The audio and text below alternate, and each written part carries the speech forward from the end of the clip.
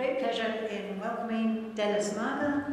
Dennis is the National Secretary for First Union and has a long history working in this area, and is coming today to talk to us about insights into worker experiences through advocacy. Dennis, welcome.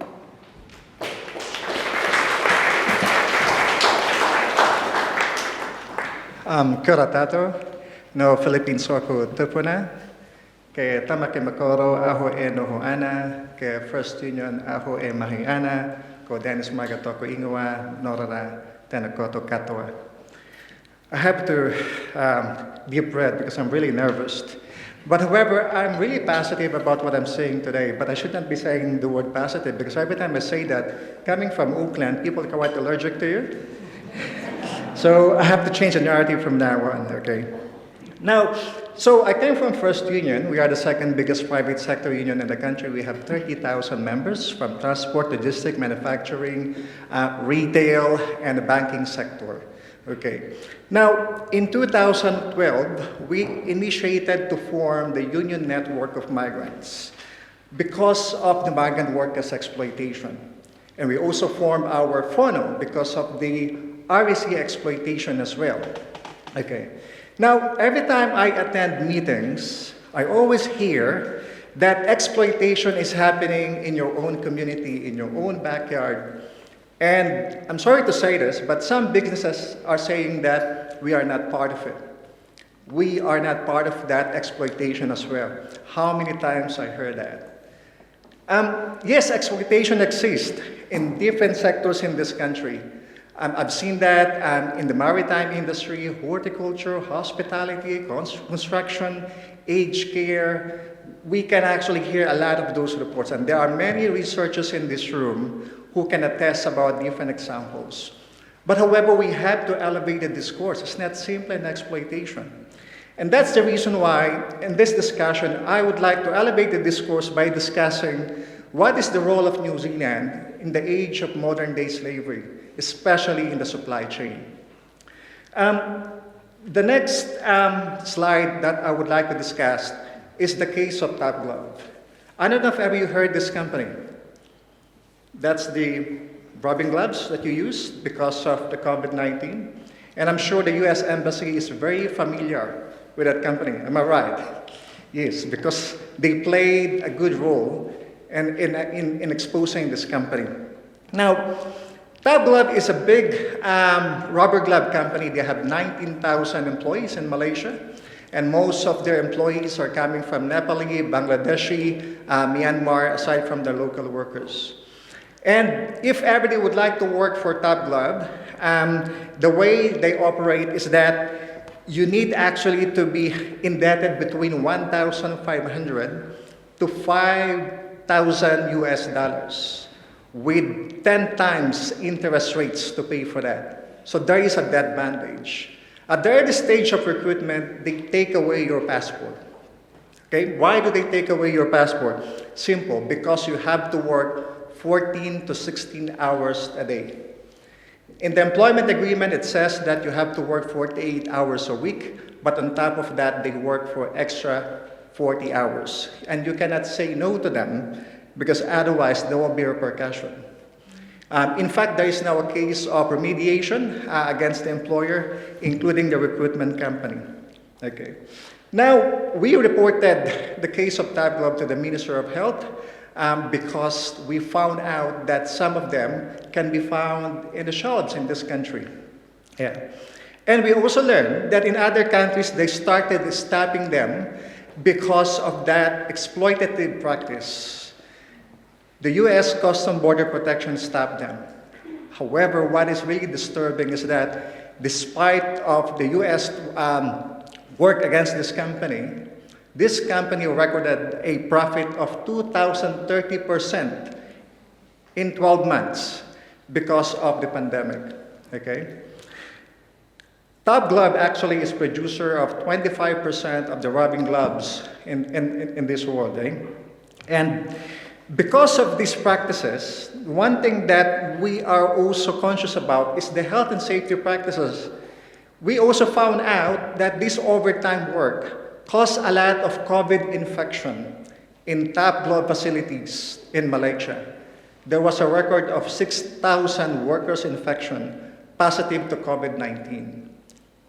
And that is the problem there, because what is now the role of the state, of the government?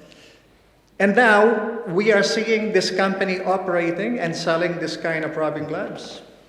And that's the reason why we call the attention of foodstuffs and even actually EBOS, that how can you realize that this company is actually being exposed in the entire world, and yet we are selling that in our supermarket. The good thing about that is that when we actually inform foodstuffs, and when they heard the news, because we also work with some media reporter, they actually removed that top glove brand in those shelves straight away, which is actually positive for us. So meaning, the good news about that is that once the company is fully aware, they take action straight away. They don't have to justify it, okay? Which is really positive for that one. However, our biggest concern right now is that, yes, some companies have reacted positively, but New Zealand also has some culpability in terms of the way we are transacting with this company. Do you know that Super Fund, the New Zealand Super Fund, has 730,400 shares, amounting to $1.5 million in top glove? And that is really concerning, because you have that share and you're profiting from that, and yet there's a supply chain of exploitation. There's a supply chain of modern day slavery.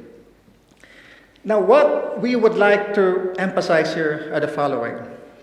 It is very important in this day of age about the due diligence, okay? Because it's a key component of modern day slavery. I know it will be discussed in the next topic, but let me just emphasize this one. Because in Europe, I'm also working with other unions in Europe right now, they are campaigning for the mandatory due diligence. Because some of them are saying that the Anti-Modern Day Slavery Act alone is not enough. The company must be transparent. The company must be fully aware about their supply chain. Okay. The next one is the opacity, right? Because it's one of the key benefits to multinational of global value change. It's actually good to know if ever you don't know where you get your staff, and you just turn a blind eye, because it's actually billions of dollars of profit.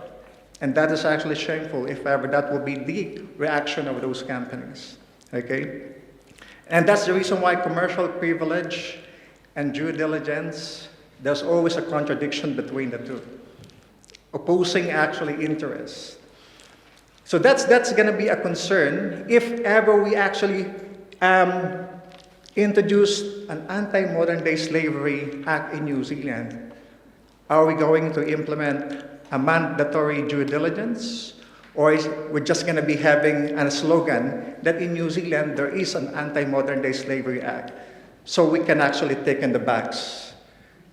Look, the UK already regret that. In Aussie, they are now reviewing that. I hope New Zealand will not do the same mistake.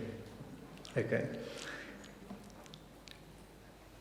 Now, in New Zealand, one thing that we can be proud of, we have a very good union access. And that's the reason why we can actually go to the companies and make them accountable and say that there's an exploitation or there's actually a modern day slavery. In my experience, when I was a union organizer and before I became General Secretary of First Union, I had so many experiences of exploitation to the point that even actually modern day slavery. Because even those employers keeping the passport, it's happening in New Zealand. Recently, the Migrant Workers Association exposed the Chinese construction companies because they were withholding those passports, all right? And then there were some employers out there, especially those ones operating in their embassies, bringing their people and treating them as domestic worker without complying to New Zealand labor standard. It's that shameful. And I can attest to that because I handled a case like that before. And when I attended the mediation, it was embarrassing that the reasoning behind was culture. There is no culture of modern-day slavery. There's about human dignity, and we have to treat them fairly. And we cannot accept that as New Zealander. Because anything that is being exposed publicly, it's not simply against the union, the employer, the workers, it's our society. We have to be proud as Kiwi. At the same time, we have to protect New Zealanders, regardless who they are in this country. And that's the reason why we will continue to work and operate with our international allies. When I say international allies, we are working with ILO, we are working with United Nations, we are working with global union federations and civil society organizations to combat modern-day slavery. Because by doing so, we are doing our part, and New Zealand will play a bigger role in this stage. Thank you very much, everyone.